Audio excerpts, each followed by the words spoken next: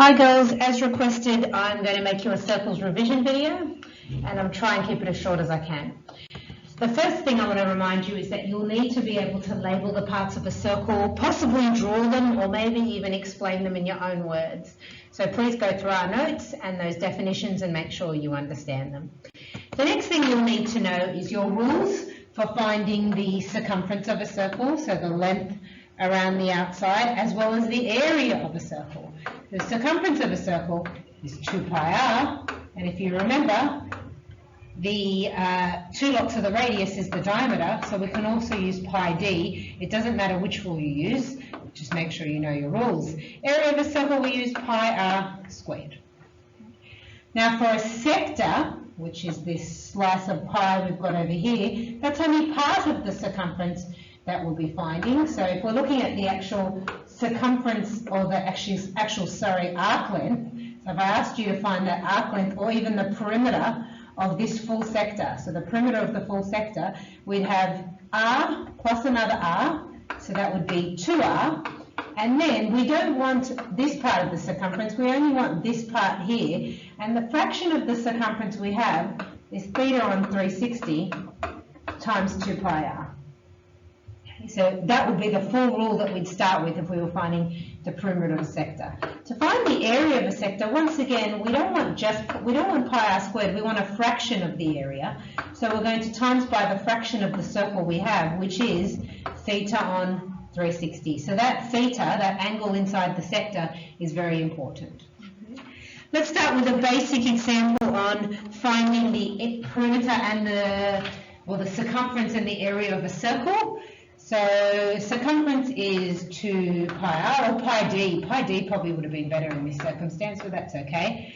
So we've got, actually no, we will do pi d if it doesn't make sense to do 2 pi r if you have the diameter. So pi times d, and that's pi times 5.2, which is the same as 5.2 pi. That's an exact form. Okay, so if it's an exact form, I'd put 5.2 meters and I'd say exact form. And that's because if I put pi into my calculator, my answer will not be exact anymore. My calculator will round it. So if I do put this into my calculator, it gives me 16.3 meters, and I'll put 1 dp. We can now go and find the area, and for that we'll use the formula pi r squared.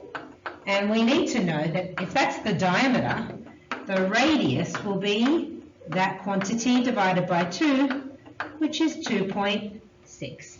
So we're going to times by 2.6 squared. So be careful not to use the diameter if you're supposed to be using the radius.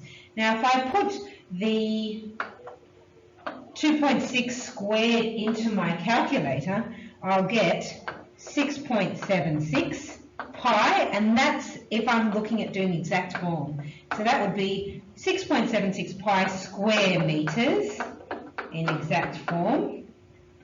But if I put that in my calculator, it'll give me 21.2 square meters to 1 dp.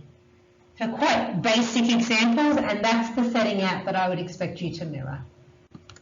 Hi, next we're going to find the perimeter and the area of a sector. And here's my sector. That angle there, if you can't see, is 150 degrees. And we have a radius here of 12 centimeters. So to remind you, we need to start first with our rule, which is if I want the perimeter, I'm going to walk along here and along here, which is really 2 lots of the radius. And then I'm going to need that angle because I need to know what fraction of the circumference I want. And then I'll times it by 2 pi r.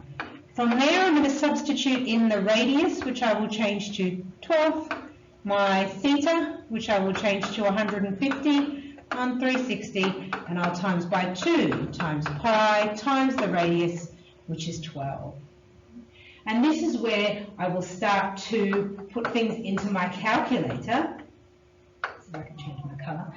Firstly, I'm going to tidy the 2 times 12.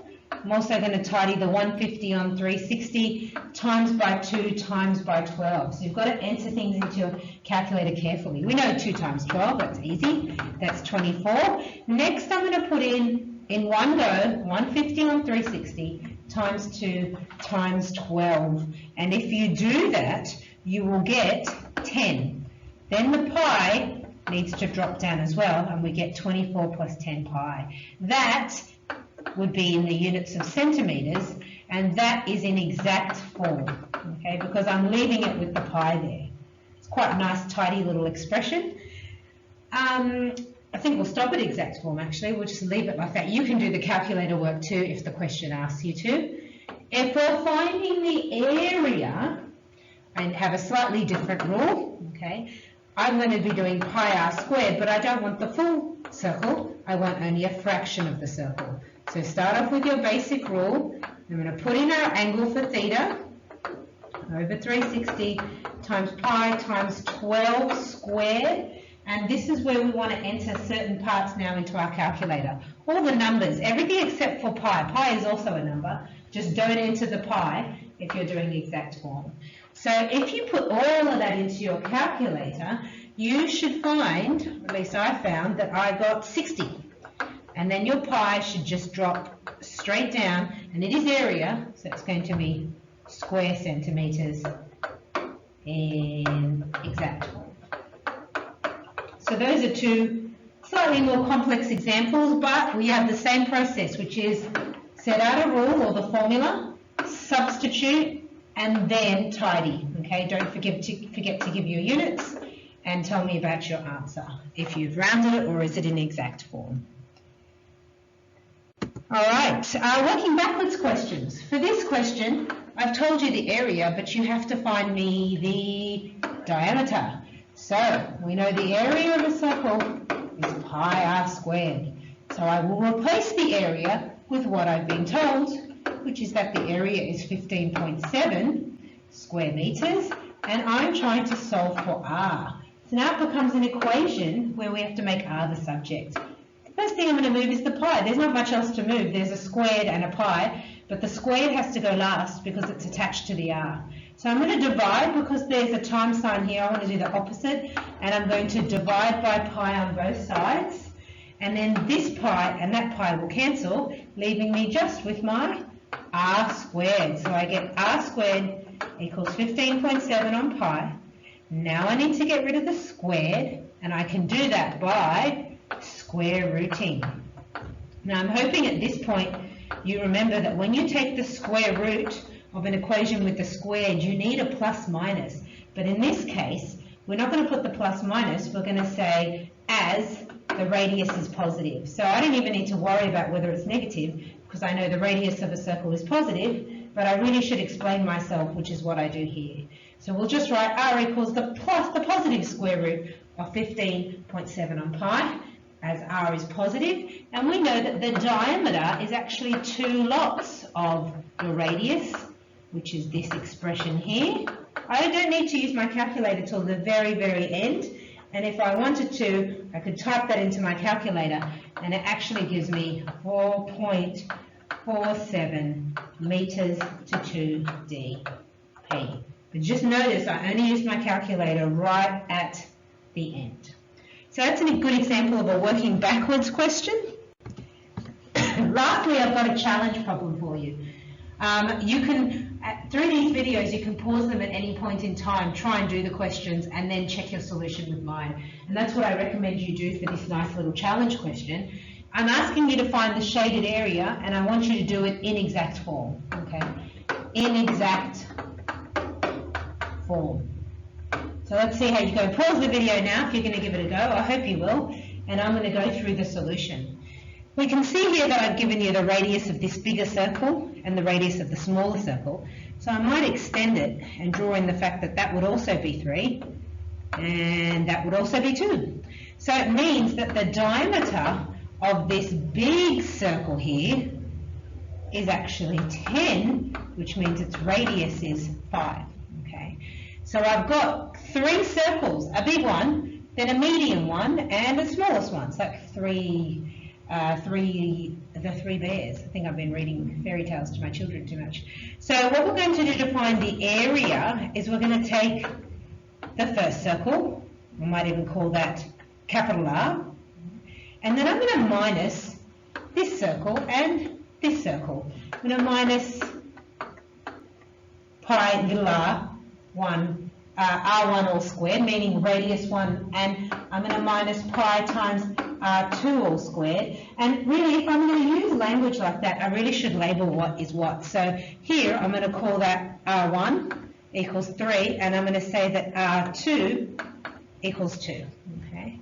So I want to make sure I'm nice and clear with what's what in my solution. So I'm going to start off with the big circle, and we worked out that its diameter was 10, its radius is therefore 5, so we'll substitute in pi times 5 squared, minus, now we're going to look at the next circle, which has a radius of 3, so we're going to do pi times 3 squared, and then we're going to minus lastly the smaller circle, which has a radius of 2. That's pi times 2 squared. Then we're going to simplify. 5 squared is 25, so we get 25 pi. 3 squared is 9, so we get 9 pi. And 2 squared is 4, so we get 4 pi. And then I can subtract. If I've got 25 pi's and I take away 9 pi, that would give me 16 pi, so 25 minus 9. And I take away another 4, and I would get 12 pi.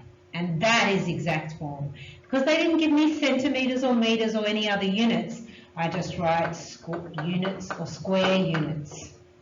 Okay? And this is in exact. The only thing I want to remind you before this video ends is that please, if you decide to go and use a certain notation in your questions, just make sure that you label it. So I haven't really got capital R labelled on my diagram, but I'll leave that off. Which I should have called that capital R there.